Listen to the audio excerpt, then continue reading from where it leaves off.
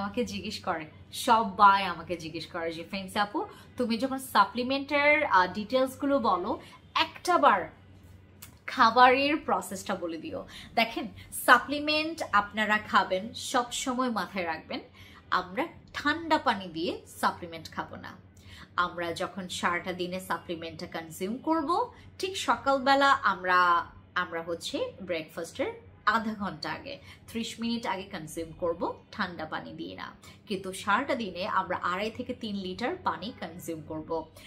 রাতের সময় আমরা ঠিক খাবারের পরে আমরা ঘুমানোর 1 ঘন্টা আগে আমরা একটা ক্যাপসুল কনজিউম করব। আমার যে হাতে দেখতে পাচ্ছেন এটা ক্যাপসুল বেস, এই জন্য আমি ক্যাপসুলের কথা বলছি। জুসের এইটার জায়গা আপনার জুসও এভাবে খাবেন, বাট পানিটা পর্যাপ্ত পরিমাণে খাবেন, 2.5 থেকে 3 লিটার, আর পর্যাপ্ত পরিমাণে ঘুম আর সঠিক নিয়মে একটু খাবার দাবার মেনটেন করলেই হবে, বাস আপনার সাপ্লিমেন্ট দৌড়ে কাজ করবে।